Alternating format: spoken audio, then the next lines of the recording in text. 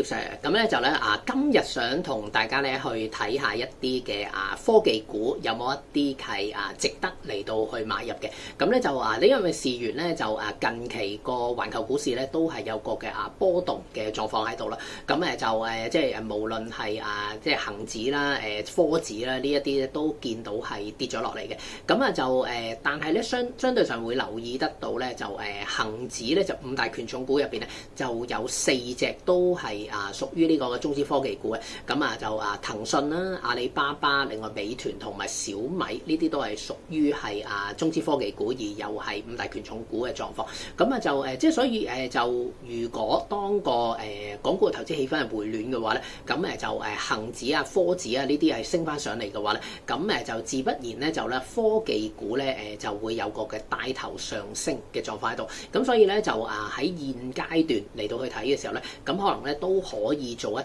啲嘅提前部署嘅狀況嘅。咁所以咧就今日會同大家睇啲大型嘅科技股啦。咁咧就係咧ATMXJ。咁咧呢5隻入邊咧到底喺現階段嚟講咧，邊一隻咧係相對係比較係值博一啲嘅？咁好啦，咁就如果咧就去睇翻呢啲板塊上嘅歸類嘅時候咧，咁就會係認為呢一啲咧係屬於個ChatGPT 嘅概念股嚟嘅。咁亦都即係唔難理解咧，其實就係講緊係人工智能嘅概念股啦。即係所以你就唔用 ChatGPT 或者用 AI 嘅概念股咧，亦都係一個合適嘅狀況嚟嘅。咁就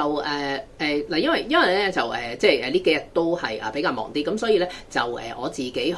做呢個嘅一啲嘅即係嗰個嘅投影片俾大家去參考嘅時候咧，咁就係用咗4月10號嗰一個嘅股價嘅。咁就即係如果咧你去睇完咗條片，咁即係可能就因為我唔肯定你係咪即係我一出條片你即刻睇咧咁啊，咁就你出條片去睇嘅時候咧，咁你見到如果相應上嗰一個嘅而家嘅股價就同咧4月10號都有啲距離嘅話咧，咁可能要自行嚟到去調節翻咧，去睇翻個市盈率市漲率嗰一個嘅狀況咧咁啊。咁好啦，咁就如果你話咧就住係4月10號嗰個嘅數據嚟到去睇咧，咁就行業嘅市盈率咧就大概係21倍度嘅。咁好啦，咁就咧喺呢一個嘅行業市盈率當中，咁頭先講嘅ATMXJ 5隻嘅股份咧，咁有邊啲個市盈率係低過呢個嘅行業嘅平均值咧？咁就有3隻都係低過行業平均值嘅。咁咧就咧分別係騰訊啦，咁就係大概係19.5倍，另外就阿里巴巴就15.4倍，咁咧同埋係京東嘅就係9.2倍。咁即係所以咧就驟眼睇嘅時候咧，咁就京東就特別低嘅嗰個狀況就咁，但係即係亦都要去考慮翻，因為就京東可能咧就會少啲去講到咧佢嗰個嘅AI 嘅部署方面啦。咁咧相對不論係騰訊、阿里巴巴咧，其實佢哋都會係講得多啲嘅。咁就即係所以咧喺呢一個嘅狀況當中嘅時候咧，可能就對於喺個市場對於呢幾隻股份嗰個定位上咧，又會係有啲唔同。咁所以咧就咧頭先講到，不論係騰訊或者阿里巴巴咧，其實佢哋個市盈率都係講緊10幾倍，咁而相對咧就京東嚟講咧，暫時就連10倍都唔到嘅。咁就好啦，咁就篩選咗啦，即係5隻入邊有3隻都係暫時咧就個市盈率低過行業均值嘅。咁就對應翻嚟講啦，咁咧到底咧邊一隻係比較吸引啲啦？咁我哋咧就先可以咧睇咗係騰訊先啦。咁就騰訊如果以翻咧4月11號4月10號嗰個嘅收市價嚟到計咧，咁就係444.8嘅。咁就個市盈率咧就去到19.98倍，即係接近20倍嘅狀況。咁個市漲率咧就係5到4倍嘅，就3.96倍。咁對應翻啦3年嘅均值。咁因為你而家如果你之前有睇我嗰啲片嘅時候咧，咁我都有分享過。如果你睇翻呢一個嘅歷史嘅市盈率嘅話咧，即係起碼要參考幾耐咧？咁就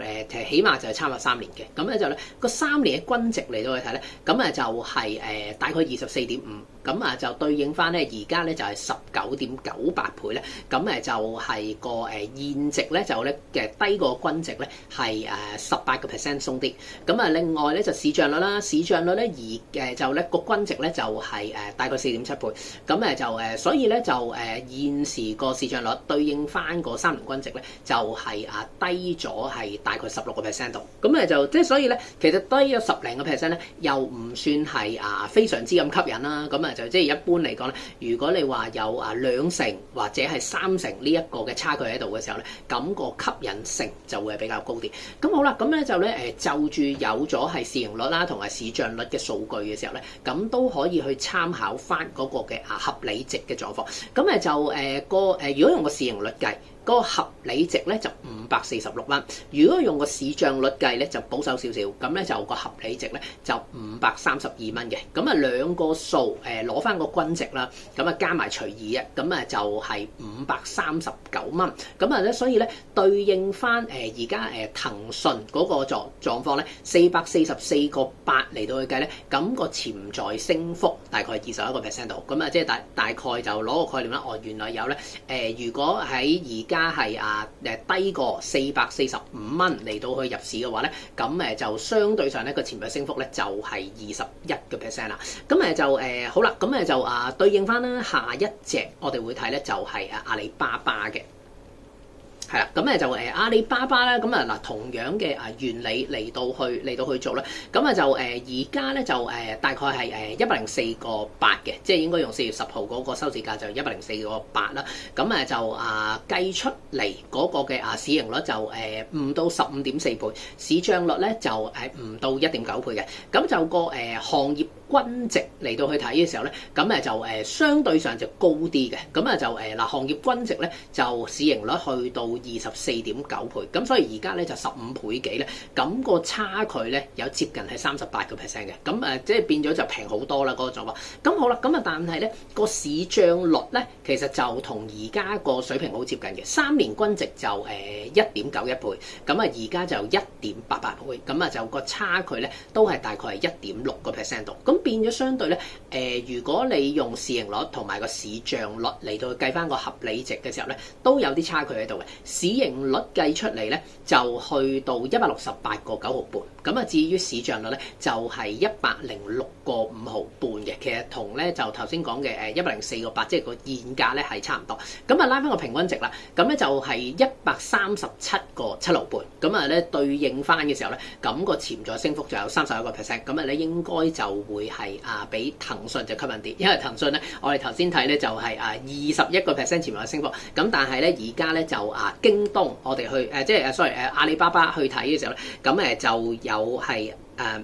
31倍嗰一個嘅潛在升幅嘅。咁好啦，最後咧就係講埋呢一個嘅京東啦。咁就京東我哋去睇嘅時候咧，咁就係個股價係141個7嘅。咁就